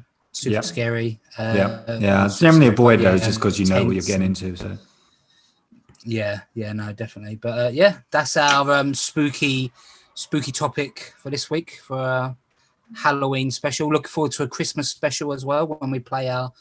I don't know. I don't think there's many Christmas. Well, we had the one from last week. Was it Santa Saves the World? So maybe we'll play that. Oh, Santa Saves the World. We'd both be complaining Santa Saves the World. So. I think I'll pass on that. There's no Christmas one. So. We'll go on to this day in gaming, or what we've been playing. What we've been playing, I think, isn't it? Should we do it next? Go for it. Come on, what you've been playing? Oh, I've been playing because we're doing this episode. I've been playing Doom 2016, which I know a lot of people say ain't scary, and it isn't really scary. It's just kind of like it's just hell demons, and you're just going through it. I've never played a Doom game before, so this is quite like none of the old ones or anything like that, or any of them. So it's quite good. It's just one of those games where he's talking about where you just kind of you can play and switch off and not really think about it. You can do because it's just just tearing through. And when you got all these demons come up pouring through portals, like attacking you. Like it's like metal music starts playing, and you just kind of get like psyched up, and you just blasting everything with shotguns and doing like these. If you stagger, if you do so much damage to one of the enemies, you can then press in like the R3, and it does like a killing, like a special kill. It's just fun. So I think I'm on like level 6 or 5 or something, and just been teleported to hell. So that's going to be. Sounds fun. Sounds like some fun place.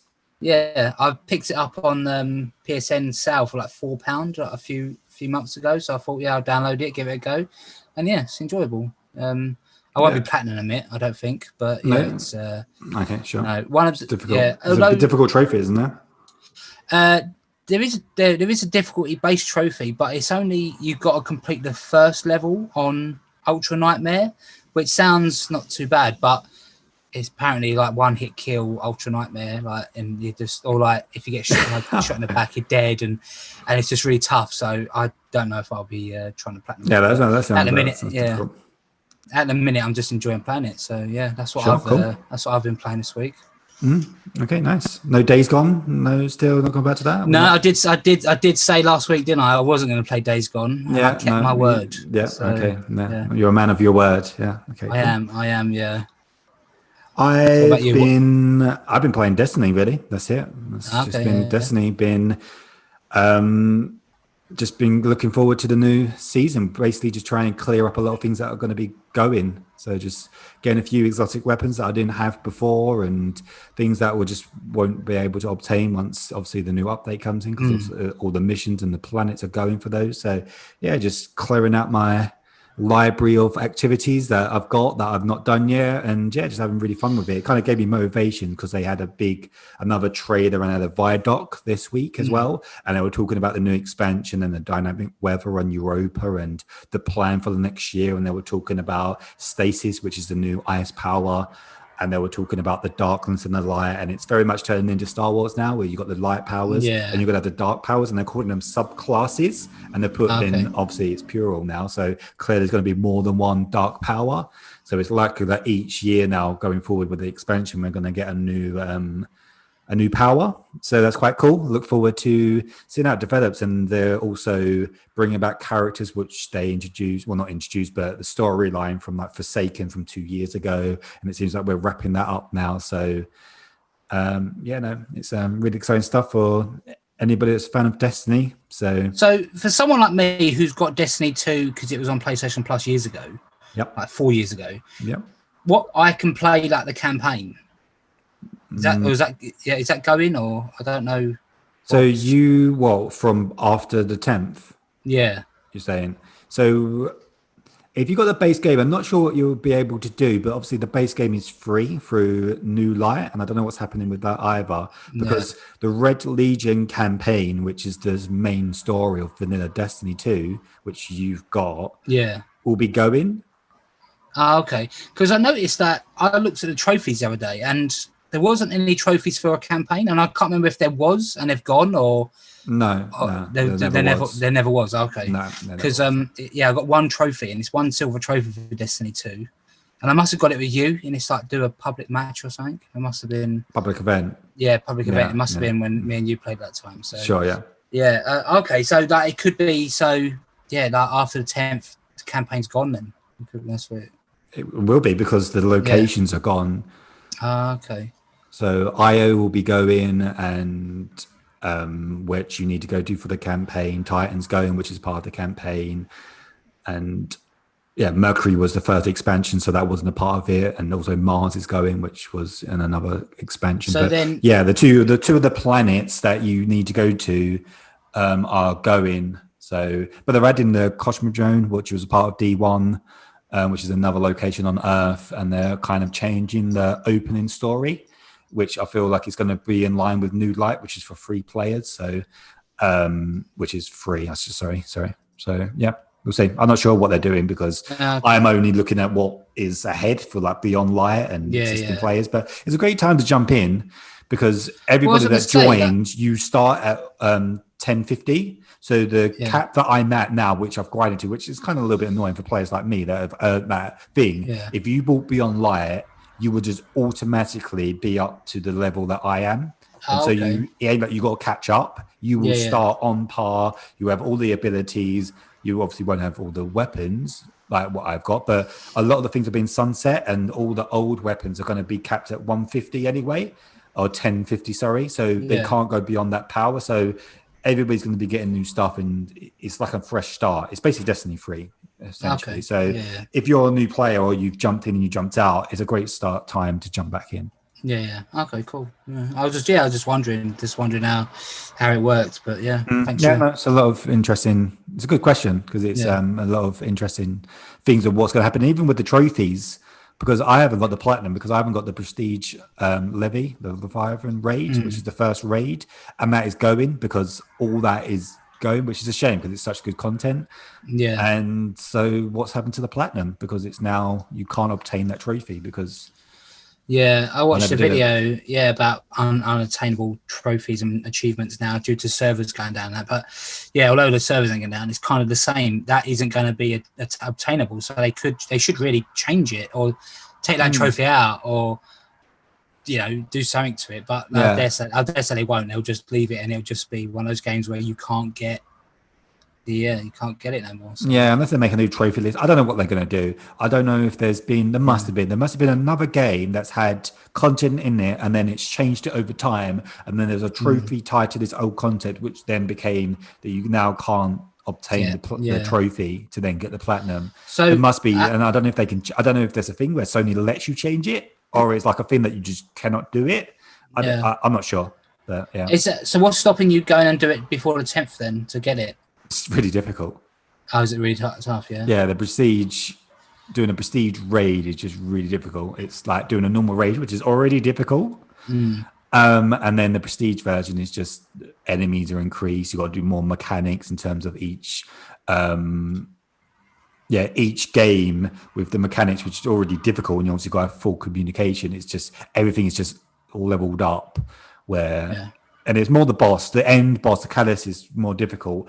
And I've attempted it twice, and the best the closest I've got is actually getting to the boss. It was a couple of months ago, funny enough, and we started doing this raid about 1 o'clock. And we got to like the boss around 6-ish, and I gave up at 2 o'clock in the morning because from 6 to 2 o'clock in the morning, we just couldn't do the final bit. It was just... Because you got all 6 players have got to do this thing, and you swapping it in and out of this. Like you got the throne room, and then you got the I can't remember what the other side's called, but you got to like basically switch, and everybody's got to be doing other people's jobs, and then you swip in and out, and it's you got to do like 4 or 5, and everybody's got to be flawless. You can't make any mistakes. It's so difficult. It's so difficult, and when you're just doing it over and over again, people get tired and not concentrating. And I gave up after 2. I was just like, I'm done. I can't do this anymore. So okay. Has any of your mates got it? Yeah. Okay. That must be annoying. Yeah. It's a little bit. Don't think about it. I try not to. Thanks for Sorry. Some trauma there. You just Yeah. Well, I think I got more platinum trophies than most of them. So you're next on my list. How many platinums you got now? 8. I want to say 8. Okay. Yeah, you're on 13, aren't you? So I'll get you. If Miles has got platinum, I'm platinum that. Okay, yeah. Maybe I'll try and platinum Spider-Man, but maybe not. So. What I'll do is I'll go back and platinum 2018 Spider-Man, and then I'll platinum the new Spider-Man as well, and then and Miles Morales. So the remastered version the platinum trophy list I would imagine will be harder because I imagine it's going to include all the DLC, which is not that enjoyable. I never finished the DLC, so if you got a platinum that, then I'll pass on that. But Miles, if it comes with a platinum, which I'm sure it will, I will 100% platinum it from the get-go, a bit like what you did with Ghost, where you're getting all the stuff at the beginning. I'm going to check the list. I'm going to make sure I get all the collectibles. I'm sure it's going to have comic books similar to like 2018's one. And from the get-go, I'm going to make sure I'm just ticking all those boxes. So when it gets to the end and you've got to do all the clear up, it's not like another 10, 15 hours of playing like I had with Ghost, which was just too much of doing all them question marks.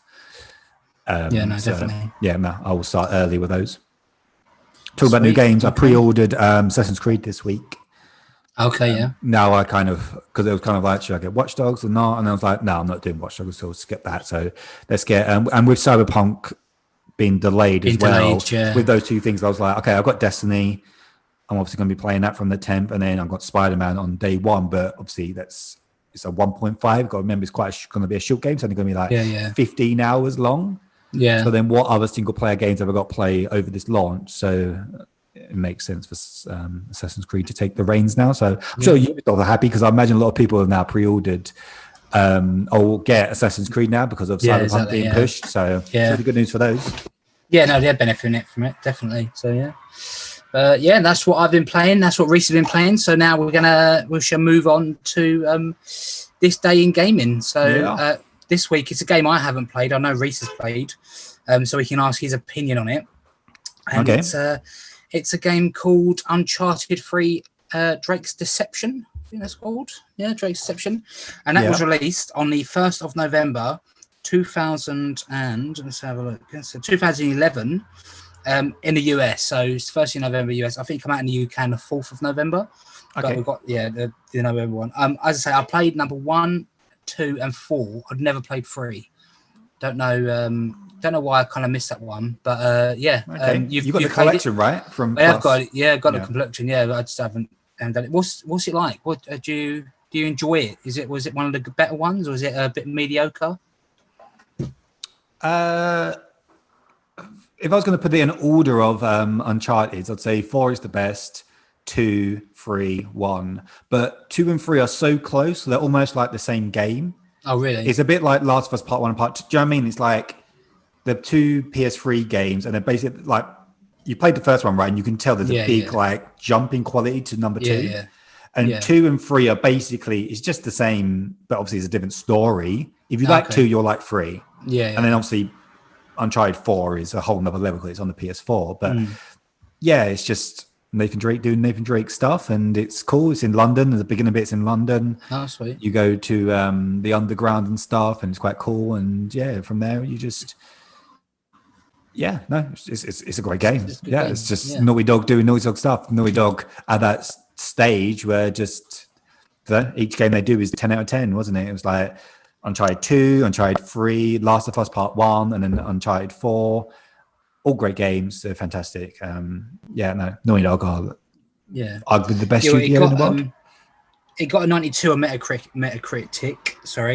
and 8.4 user score. So obviously everyone agrees with you. What did Uncharted 2 get of interest? Which is the highest scored? Let me have a look. Because some people have the debate which one's better, 3 or 2. And it's kind of like, if 3 came out before 2, people would say 3 was better. Yeah. But it's kind of always that debate. But I do think 2 is the better one, personally. So it's number 2 got 96. Okay, it's the highest. Most people got that opinion. But but I do agree with, if 3 came out before 2, the score would be the other way around, because it's basically, there's no drop in quality. It's just a different story, but all the same. If you like Uncharted, you like it. If you got the collection on PS Plus, play the collection. It's there. It's great games. I'm sure it'll be on the PS5 collection as well. Is it? I'm not sure. Or is that just PS4 games that are on that collection? I don't know. But if it is, either way, you're going to have loads of ways to play it. Yeah, definitely. Well, one of the ways you can play it, you can buy it on eBay, and you can buy it for PS3. Get it for PS3. You got the Uncharted 3 Drake's Deception Special Edition, 99p starting bid. 99p starting bid. Okay, that's not bad. Or you can buy it for still wrapped. This one, factory sealed, $11.99, which not bad. Yeah. So that's some ways you can play it on your PS3 if you still got it. Yep. Just buy get the collection. You probably already got it in your library. If not, just buy the collection. I'm sure it's not that expensive. Because I feel like have they been enhanced? I feel like they got enhanced for the PS4. Anyway. I think they got enhanced for the collection. Yeah. So get the enhanced version. Yeah, just do the or eBay. The listeners love when I tell them that they No can one, get no on one. email. I have got direct feedback from the listeners, and no one Well, likes your inconvenient way of buying games. Not last week, the week before, when it was Fallout New Vegas special edition, £125, and it's sold while we was doing the show. So, you know, I don't know what you're insinuating. Are you saying that's because you mentioned it on the show? I'm not saying before it's it was live. But if special edition, if people like me like, hey, I want a special edition. You know, I get a special edition. But I want to be like Brad. That's what they're thinking. That's what everyone's thinking. And then jump on eBay and try and get one. But the one I saw it's gone, so it's too late. Cool. All right. Yeah, that's a good one this week. Yeah, Days in gaming. We'll see. Yeah. We'll see what's next week. I think that is it for the game part of the show. So now we're going to move on to episode 1 of series 2 of The Mandalorian. So if you haven't watched it and or haven't caught up entirely or whatnot, and you don't want to be spoiled, I would suggest to turn off now and then come back and listen to our thoughts on it when you have listened to it. Yeah. Like what we did with the boys. It's going to be a similar format of that. We're just going to go into discuss the episode and our thoughts. So obviously it's going to be spoilers. So if you've not seen it and you don't want any spoilers, so thanks for listening, guys. Yeah, and if you want to suggest any, you've got any suggestions or questions or anything, you can contact us on our multiple social media. So we've got a Facebook, which is the Part-Time Players Podcast. We've got Twitter, which is @PTPlayers. We've got Instagram, which is PTPlayerspodcast. And our Gmail is ptplayerspodcast@gmail.com. Yeah, as I say, any questions, suggestions, just want to get in touch, let us know if you enjoying the show or whatnot. Cool. Before you go, I just remembered I never mentioned it this week, although it's kind of obvious. I don't even need to look it up because it's the first as we're recording in terms of when the PS5 is coming out. So obviously we're in 19 days for us in the UK and Europe, 12 days for, and then 12 days for the US and Japan. So yeah, wow, they're under 2 weeks away now. I said as soon as you hit November, you just feel like you're in the next gen now. I'm so ready to throw my PlayStation out the window. Like no, don't do that. That is very dramatic. That is very dramatic. There's mate, I'm on the 5th floor. I feel like I can frisbee at least a couple of streets away. Yeah. I want to see how far I can get it. If I do it towards like the wind, maybe it'll carry it more. Like if I spin it and I feel like I can. Or maybe it'll just go through someone else's window and they'll get a new early Christmas present. Yeah, maybe, Express delivery. Yeah. I put a little sticker on it saying delivered by Amazon. Yeah. Get yourself out of trouble that way. Exactly. Amazon drone. But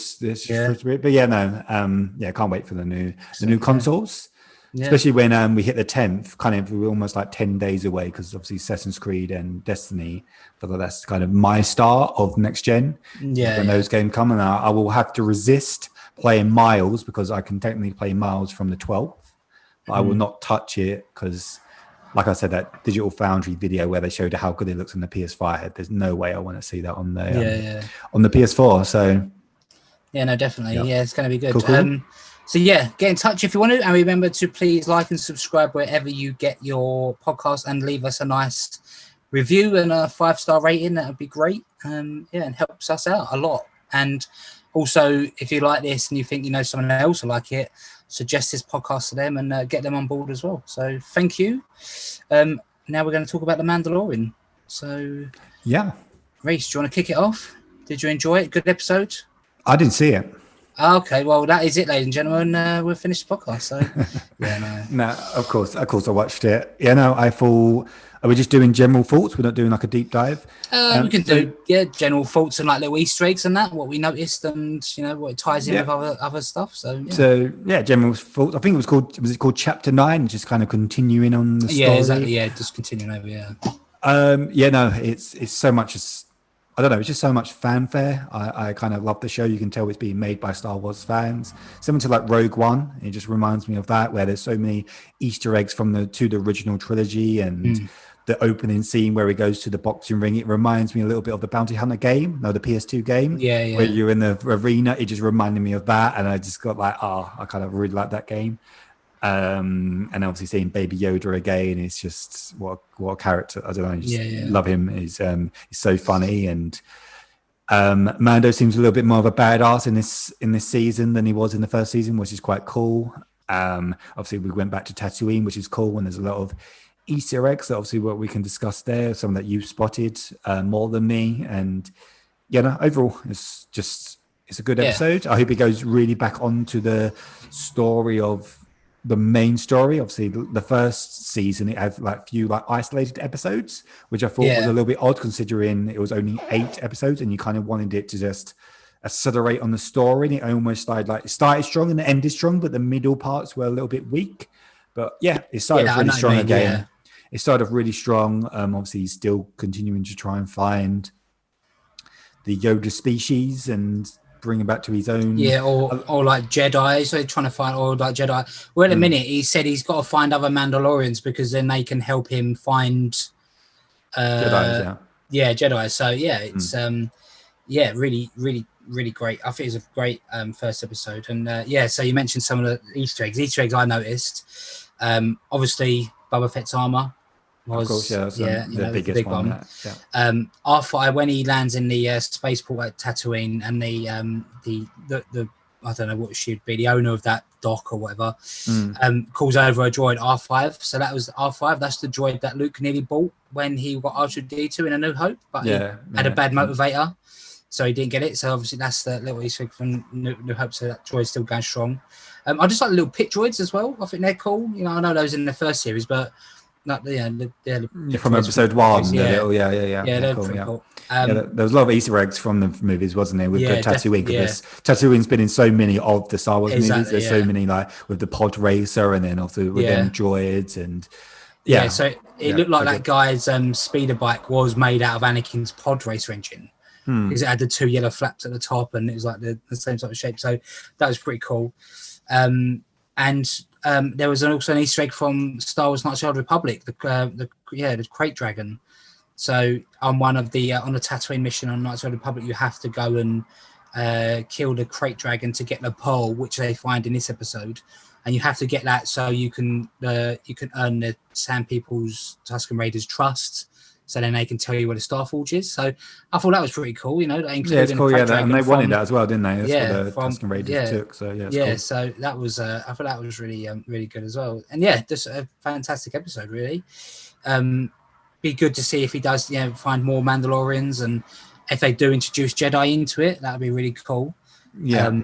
And like, there's not a lot of lore in the actual Star Wars lore. There's not a lot of stuff on Yoda's species. So no.